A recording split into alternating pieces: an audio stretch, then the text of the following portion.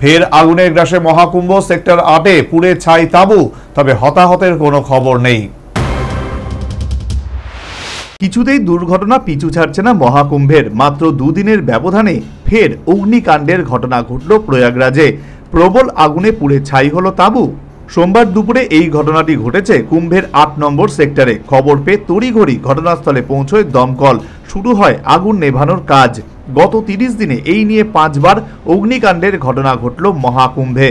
সর্বপ্রথম বড়সড় অগ্নিকাণ্ডের ঘটনা ঘটেছিল গত ১৯শে জানুয়ারি। সেবার ১৯ নম্বর সেক্টরে গ্যাস সিলিন্ডার ফেটে অগ্নিকাণ্ডের ঘটনা ঘটে, যার জেরে ১ ডজনের বেশি তাঁবু ভস্মীভূত হয়ে যায়। এরপর গত ২৫শে জানুয়ারি ফের আগুন লাগে কুম্ভের ২ নম্বর সেক্টরে। জ্বলে যায় ২টি গাড়ি। আগুন লাগে ১৮ নম্বর সেক্টরে ইসকনের তাঁবুতে। বারবার এই দুর্ঘটনায় স্বাভাবিকভাবে প্রশ্ন উঠতে শুরু করেছে মহাকুম্ভের যোগী সরকারের ব্যবস্থাপনা নিয়ে। গত ১৫ই ফেব্রুয়ারি মহাকুম্ভের ১৮ এবং ১৯ নম্বর সেক্টরে অগ্নিকাণ্ডের ঘটনা সামনে আসে। সেই ঘটনায় কেউ হতাহত না হলেও ব্যাপক ক্ষয়ক্ষতি হয়।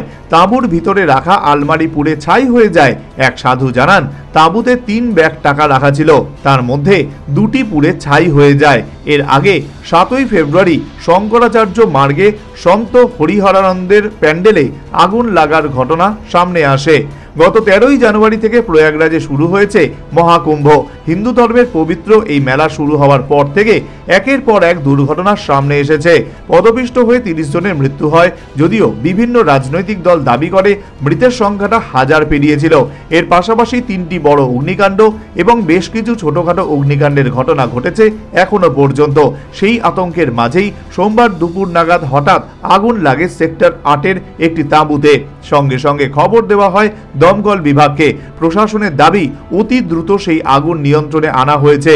এই অগ্নিকাণ্ডে কোনো ক্ষয়ক্ষতির ঘটনা ঘটেনি। প্রাথমিকভাবে তদন্তকারীদের অনুমান, গ্যাস সিলিন্ডার থেকে কোনোভাবে এই আগুন ছড়িয়ে পড়েছে। ঠিক কী কারণে এই অগ্নিকাণ্ড তা খতিয়ে দেখা হচ্ছে। বিপিন সরকারের রিপোর্ট, নিউজ ভ্যানগার্ড।